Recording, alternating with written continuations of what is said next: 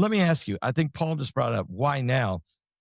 Do you believe that the disclosure is being managed or being staged in phases? So you're saying the ETs, which you call the watchers, which is a biblical term, or I guess as a pastor, I would say the angels, whether good or bad, good angels and bad angels, the fallen angels or the ones that are helping us, that it's now they are part of the disclosure. Are you saying that they're the ones that are forcing the human race to acknowledge their existence?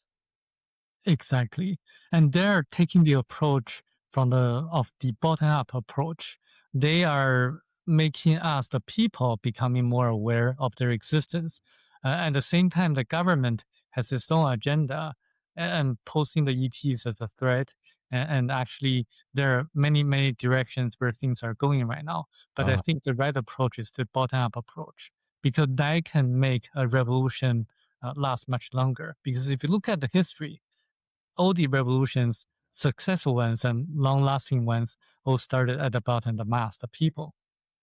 So let me do one follow-up, Paul, real quick. And that is, I understand that you said that the government's the ones that are trying to portray it, that they are evil or dangerous.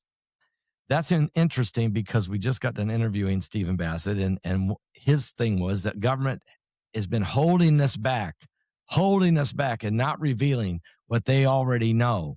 And that the moment a president does, it changes the entire paradigm.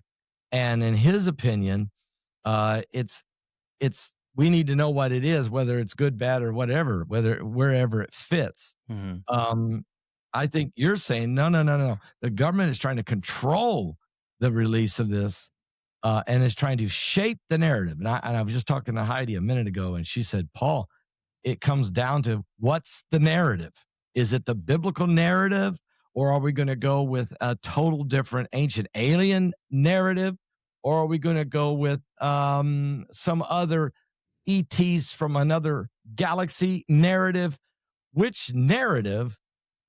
When someone says we're not alone, okay, who are they? I mean, we're still back to that. Am I right by saying that, Samuel, or no?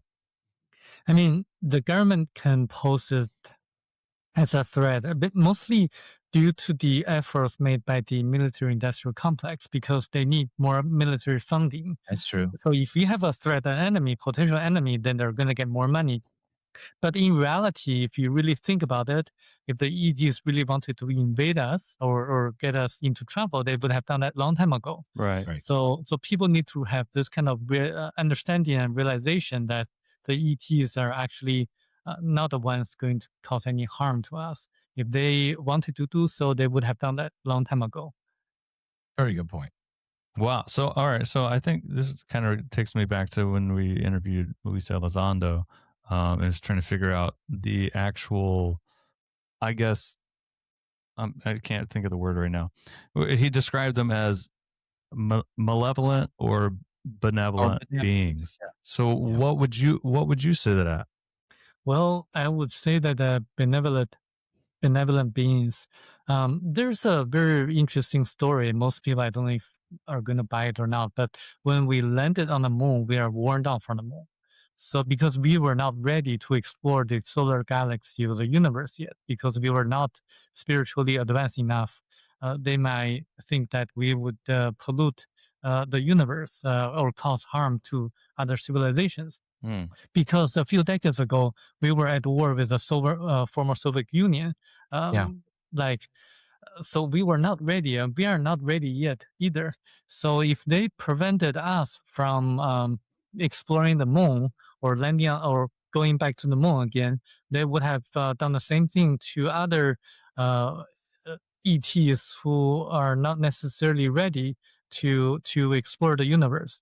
So they would do it both ways. We were not ready. They prevented us from landing on the moon again. And they would also prevent other ETs who are not ready to come to us. So I would think that the ETs that can come and visit us, they must be the ones who are spiritually advanced enough to not cause any harm to us.